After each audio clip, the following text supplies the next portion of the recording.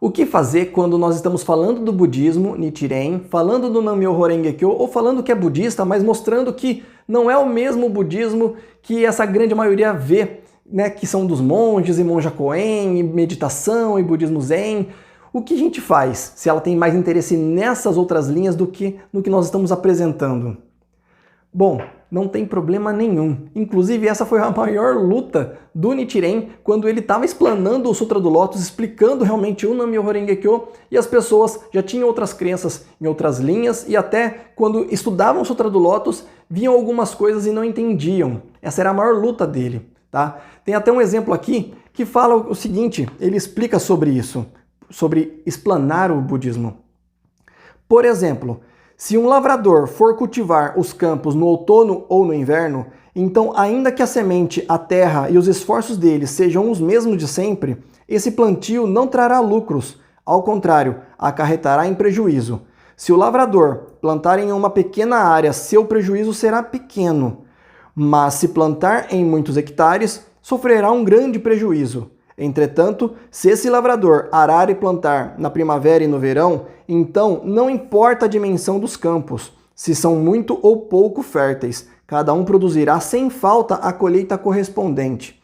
O ato de pregar os ensinamentos budistas é semelhante a esse exemplo. Se uma pessoa propaga os ensinamentos sem reconhecer o tempo, não colherá benefícios, ao contrário, cairá nos maus caminhos.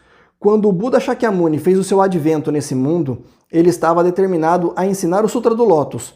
Porém, embora a capacidade dos seus ouvintes fosse adequada, o tempo certo ainda não havia chegado. Portanto, ele passou um período de mais de 40 anos sem expor o Sutra do Lótus, explicando que o tempo para pregar ainda não havia chegado. Realmente, em vários sutras ele fala que ele ainda não tinha apresentado a verdade, o Shakyamuni.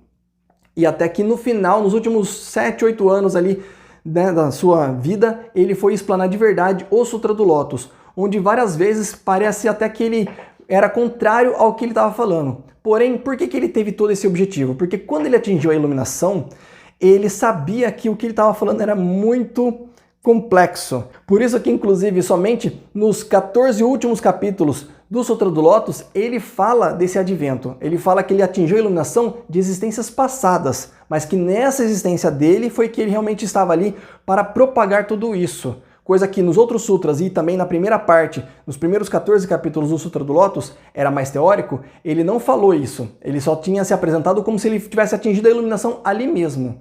Mas não, depois ele falou, olha, na verdade é de existências passadas e eu tô aqui para ensinar vocês, né? O que deixou muita gente até meio perdida ali. E eu explico um pouco mais naquele vídeo que fala sobre a cerimônia do ar no Pico da Águia, tá?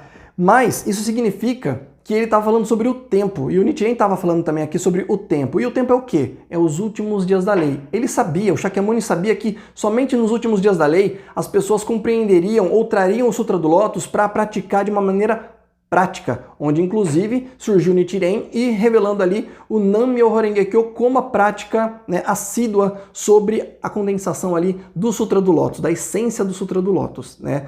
Mas se as pessoas ainda estão buscando uma outra forma de compreender o budismo, não tem problema. Faz parte da linha de raciocínio dela, para ela conseguir chegar no Sutra do Lótus algum dia. E até um pouco antes nessa carta, o Nichiren ele fala exatamente sobre isso, porque uma pessoa, o discípulo aqui, perguntou isso, que ele leu no Sutra do Lótus e ele falou o seguinte, sobre a passagem do Sutra do Lótus que afirma, não propague esse sutra a pessoas que não possuem sabedoria. O que significa? Será que significa que a pessoa não pode propagar para qualquer um que não tenha sabedoria? Aí o Nichiren responde da seguinte forma, quando falo em perceber a capacidade, refiro-me à pregação feita por uma pessoa de sabedoria. Deve-se propagar somente o Sutra do Lótus, até mesmo para aqueles que caluniam a lei, para que eles possam estabelecer com ele o que se chama a relação do tambor venenoso. Nesse sentido, deve-se proceder como o Bodhisattva jamais desprezar.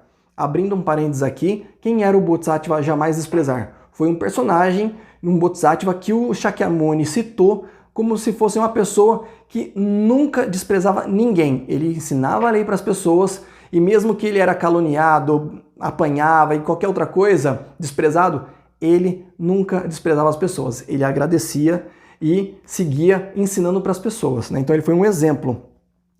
Daí ele continua o seguinte, falando o seguinte: entretanto, se uma pessoa fala para outras sabendo da capacidade que possuem de se tornarem sábias, então deve-se primeiro instruí-las nos ensinamentos do Hinayana, depois nos ensinamentos do Mahayana provisório e finalmente do Mahayana verdadeiro, que é o Nam-myoho Renge-kyo. Porém, se uma pessoa fala para outras tendo a ciência da ignorância ou da capacidade inferior delas, então deve primeiro ensiná-las o Mahayana verdadeiro, que é o Nam-myoho Renge-kyo. Dessa forma, mesmo que optem por acreditar nesse ensinamento ou caluniá-lo, ainda assim receberão as sementes do estado de Buda.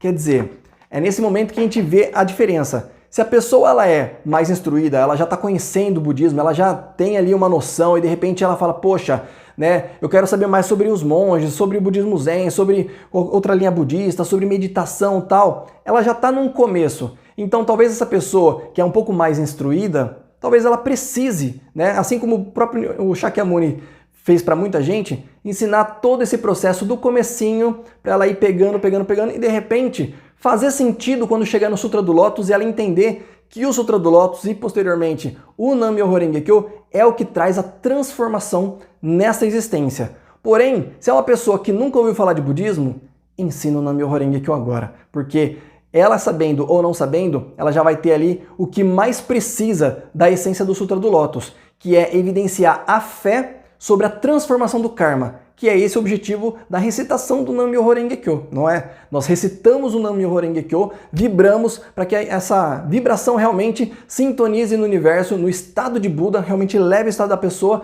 para que ela possa, com fé, criar a transformação nesta existência.